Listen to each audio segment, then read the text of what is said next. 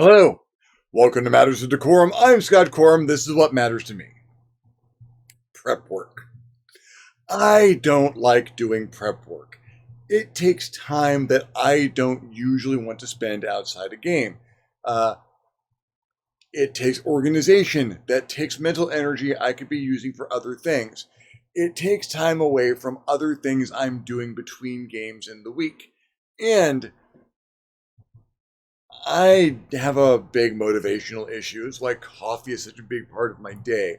Not to mention a couple of other things I keep just to keep my brain going these days. Prep work has always been an issue for me.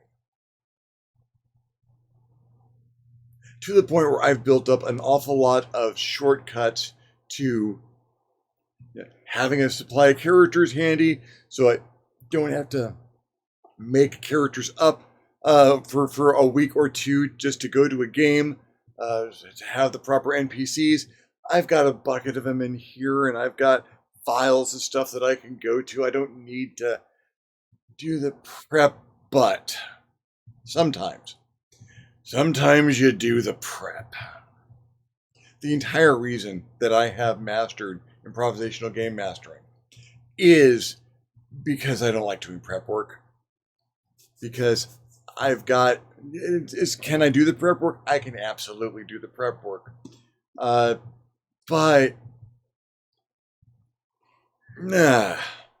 ADHD brain, that and the occasional depressive episode that just drops me out so that my ability to put effort into things tanks every so often, especially the wintertime, seasonal affective.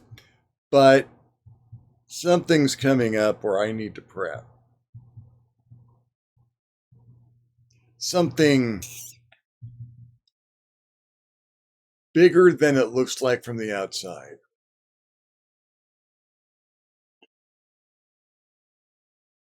Wednesday group. Of course, it's the Wednesday group. I'm going to be talking about them a few times. The campaign is getting something like complicated in all the best ways.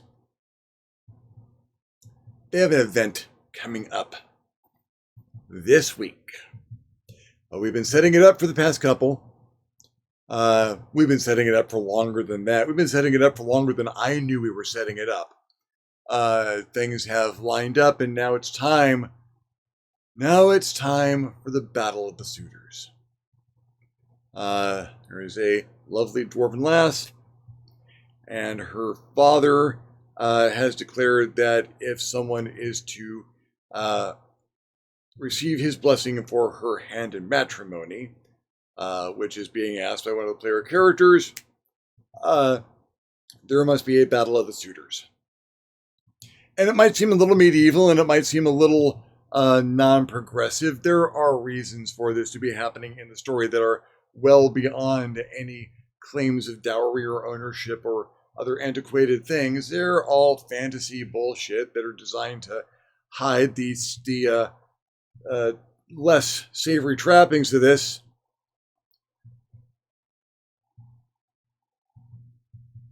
It's important. It's important for the society. It's important for the young lady to progress along a personal path of development and power.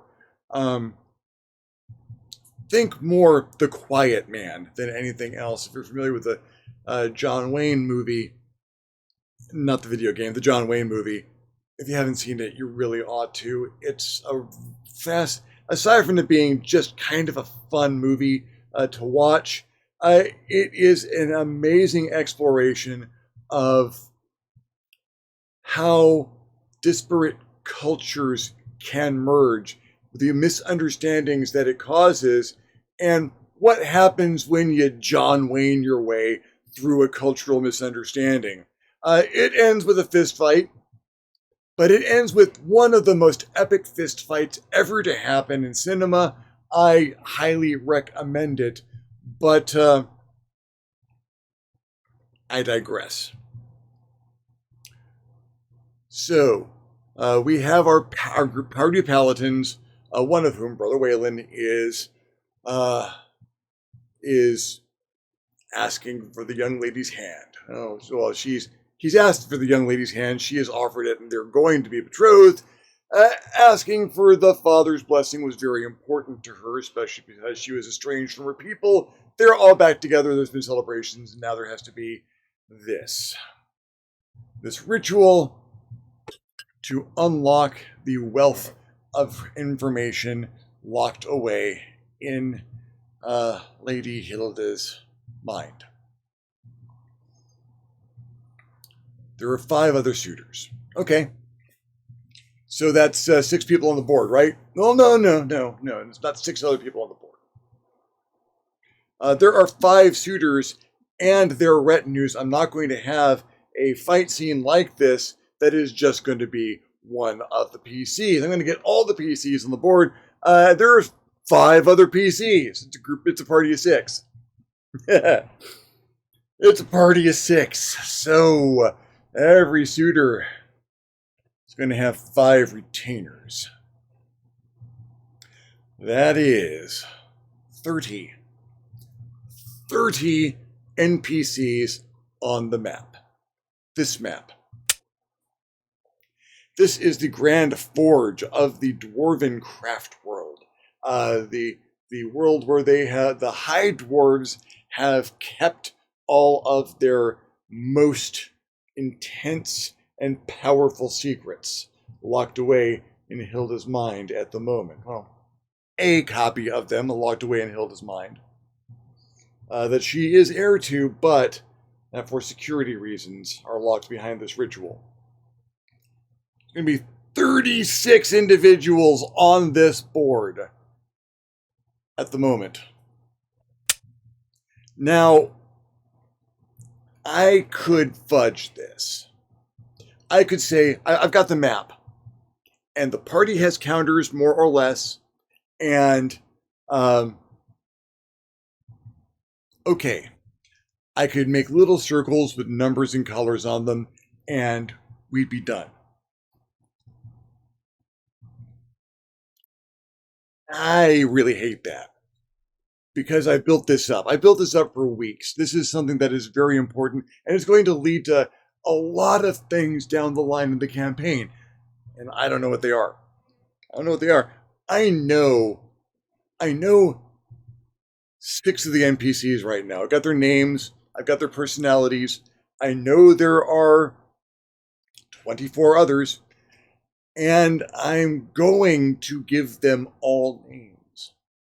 Walking into this, there's going to be a list of names for all of them.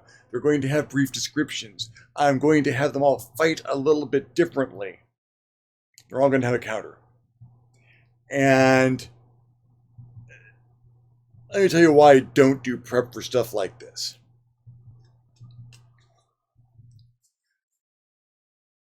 If the motivations behind this fight seem convoluted, complicated, a little bit overblown, it's because I wanted there to be a fight. Because I had to weave through the ability of 6 really talented players. 6 really talented players to avoid fights. They're all playing paladins. Some of them are always aching for a fight. Nalgene, the kobold paladin of Ilmater, who is split classing with Monk, is usually looking for something to punch. Everyone else, however, has their own methodologies and their own oaths, and some of them do try to mellow their way through situations, which is not bad at all. Believe me, that's not bad. I really needed to practice my big combats, and I want to do it in as visually interesting a way as possible. I might record this, or at least I might record one screen of it. And why I want to do this, a few reasons.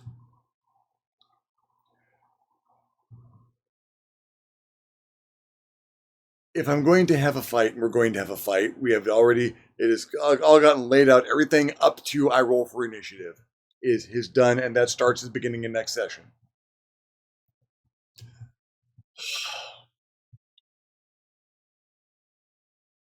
I'm going to go to the effort of creating images and descriptions and names for all of these NPCs, having some notes about their fighting style, 30 of them, not knowing how many of them are going to walk out of this. The player characters are not the only problem the NPCs have. The environment is going to be a problem, and some of the NPCs are walking into it antithetical to one another. There's going to be rivalries that are going to be sorted out here. It's not everyone against the PCs. It is a grand melee, last person standing. Not to the death, but to the incapacitation. Someone gets knocked out, or someone surrenders flat out, then they're out. There is no harm, no foul. You're off the field. Last person on the field is the winner. And that's anyone of that group can step up there and stand up. The retinue are all acting as seconds in this drunken dwarven brawl of a duel. So some of these images and descriptions might just be epitaphs by the time I'm done, and the effort will have gone into someone who lasted maybe 2 turns. I don't know. It's going to, and I don't know. I'm not scripting this fight. I'm not scripting a single bit of this fight. I scripted everything coming into it. I've written up the motivations, and I know basically where folks are going to move, what they're going to swing. I don't know how it's going to end up. All my dice rolls are going to be on screen for everyone to see. Owlbear Rodeo is going to be the platform of choice. It's a free platform. I really enjoy using it. It's a little simple as far as the tools go, but that kind of works. And it's going to let me share my dice rolls with the group. Out in the open. This is what the dice say. No fudging. A hit's a hit. A miss is a miss. A crit miss is a crit miss. A critical hit is a critical hit. We are using the variant rule. A critical hit does your maximum damage plus your die roll. So that critical hits are all telling in one way, shape, or form.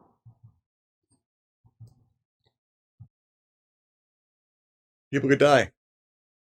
And despite the fact it's not to the death. It's a serious fight. And I want it to be meaningful. I want it to be meaningful for the player characters. I want those paladins to walk out of this with a sense of comradeship, friendship, maybe enmity with some of those other people.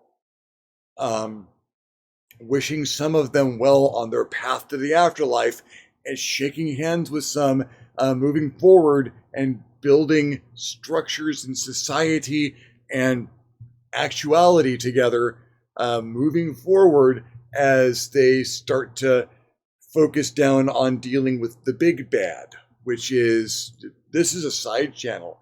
This is a side quest. But this is a side quest that is going to factor into the rest of the campaign. So I want this event to be exceedingly meaningful. They've just hit 6th level. I want them to flex that 6th level. I want them to stretch their shoulders out and spread their wings, literally in one case, and get their hands dirty with what they can do at level 6. Start them down that, because they're going to do some pretty amazing things in this level. I want this situation to be meaningful for the players. I want them to have a story. And when they tell this story, I want the background in their minds to be the best I could throw at this. Art for all of the characters. A decent map that has been well thought out. Good tactics and good role-playing all the way through. And that requires prep. I want this to be significant for me. I want to set myself the challenge of a 36 individual grand melee on a battle map that size, with these situations, I want this to be something hard for me to run. I want to stretch my brain. I want this to be something I can look back afterwards and see that I have developed in the craft of dungeon mastering. This is a test for me. Is it a little arbitrary? I don't think so. I think this helps me move forward, and moving forward, this something like this can stop being a chore, something to think about, something worthy of an episode of a vlog, and more like, oh, it's Tuesday, I better get my art done. More like a routine. Because once something like this becomes a routine, then I'm putting out, then I am making assets, and if I'm making assets, I can sell assets. This helps drive me along in my professional life, and if this turns out to be something that I can put out there for folks to run around in their own games, I have really succeeded.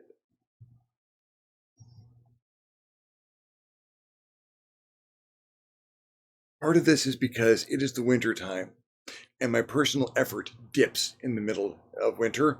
Seasonal affective disorder, the depression hits, and the ADHD just climbs on top of me, and I want to get under my desk and drink tea and eat chocolate. And if I can take a step ahead, if I can, instead of stepping back from a bit of effort, if I can put a foot into it and get myself moving further, that's a good winner. I'll take that.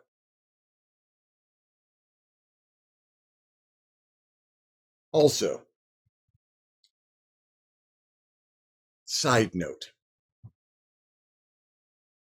this is kind of a Christmas present to a player I have in this group who does not have a good time with one of his other D&D games. It is a D&D game. I understand the situation of your gaming group is your social group, and even if the game isn't good, you show up because that's your social group. Sometimes that's the only time you'll get to see or communicate with those people who you enjoy seeing and communicating with.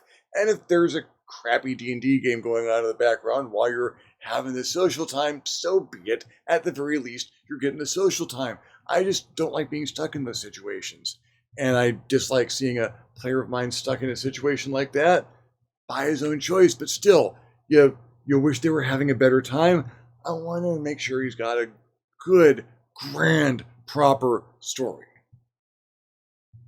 Something that he carries with him that he can relate to in a moment during a game that might not be going so well and get a little chuckle. And yeah, I need this to be something a little special. Number of reasons.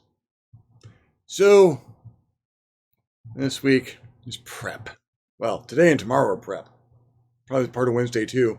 I often show up to the chats a few minutes late because I am finishing a render or saving an image. And yeah, this week's going to be no different. I'll let you know how it goes next week.